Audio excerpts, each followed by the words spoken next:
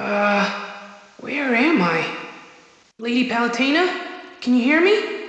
My head is all kinds of foggy right now. Huh? Whoa, what's happening? Either I'm crazy or is it Me! I can't just sit around. I have to try to do something. Okay, move! So here's my sentient review of Figma Pit.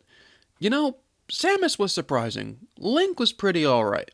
But when pics came out for Pit, I was giddy with joy. Kid Icarus Uprising is an astounding game, hands down my favorite 2012. It took a character that had such a mediocre game on the NES and gave it so much character and liveliness to it. Right off the bat, I want to cover the size of this figure, which I feel could be a make or break thing for some people. Pit is small. The size of a small SIC figure or 2/3 the size of a Figuart. I fully understand this is to keep scale with the other Nintendo Figmas, but I feel like I paid a retail price for something that is so small. Regardless, the detail on this figure is very accurate to the game model. Perhaps the proportions are looking a little thinner by comparison, but I think it still gets the job done. All the paint apps are clean with no smudge marks, although my only gripe with this is the flowing bits on the tunic, primarily in the legs. It looks great for flight poses, that's what you're going to have him in mostly, but it looks a tad awkward when he's just standing static. Static or not, his posability is pretty good, a lot better than Link's was, and I still can't speak for Samus yet. Starting off from the bottom to top, he has a little bit of an ankle rock.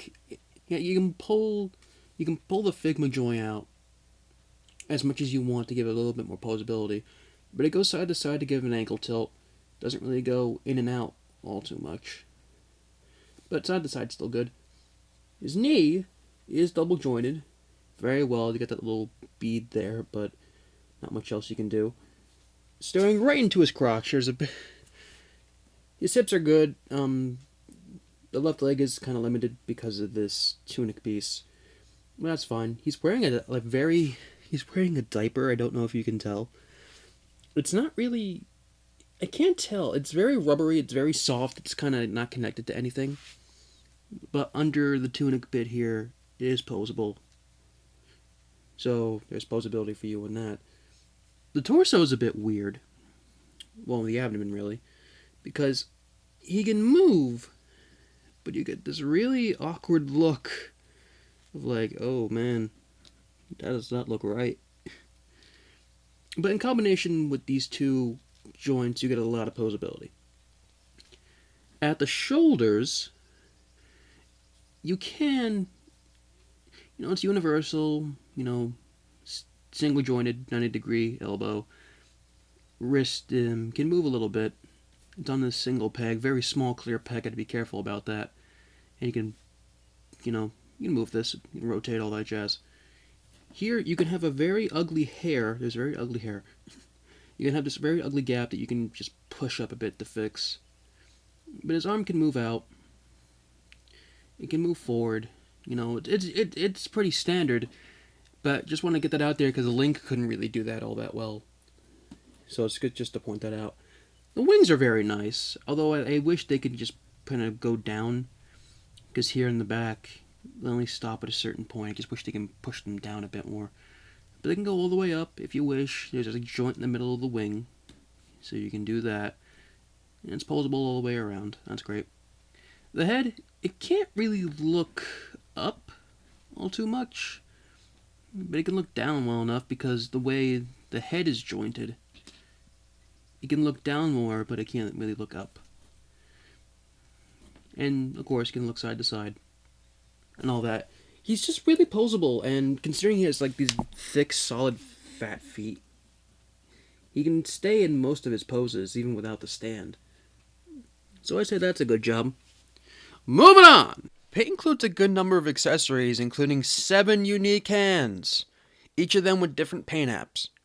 Closed fists, hold fists, rage hands, and one to grip his arrow for attack. Speaking of such, Palatina's bow is pretty versatile, but has one fatal issue. You see, the two ends of the bow can be attached by 2 separate handles or one single handle. Unfortunately, the tolerance for the single one does not allow it to go all the way through the hand. If forced, it could snap or just get stuck in the hand. Considering Link had a very similar issue with his sword, I got pretty worried. There is a fix for this. Use the two separate handles as a single one and plug them each into the top and bottom of the hand. It only lengthens the bow by the tiniest much, and is a much safer way to switch between the swords and the bow. The arrow is a trans blue little piece, including 2 rings to be attached, as well as 2 other rings to be attached to Pit's arm while he's dual-wielding the swords. This is a small detail I never really noticed, and I think it's a nice addition. However, the thing that bothers me most about this figure are the face options. Granted, he has his stoic and angry face, but no happy or sad. The character of Pit, as well as all the other characters in Uprising, are so expressive in their faces. I feel his poseability is great for battle poses, but it would also be great for comedic surprised or blushing faces. It's not like Samus or Link where you really only need them to have one face throughout the entire game. I feel the last accessory could have been scrapped for more faces, and that would be the mono eye. It is a great little addition, do not get me wrong on this. He even has his own little posable eye that can go back and forth, as well as his own stand.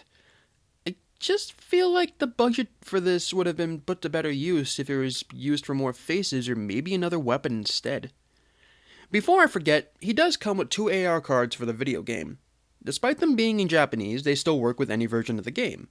One being of the mono eye, and the other being of injured Pit from the final level of the game. Overall, despite the fact Pit could have been so much more, I am still overjoyed that this was even made. Great articulation, good detail, and some pretty decent accessories. As of this video, I'm not too sure I'm picking up Dark Pit yet. It's primarily a money issue. I really can't, justify buying the same figure twice, but it's a possibility for the future. Anyway guys, this is Shadow Gear 635, and I'm finished.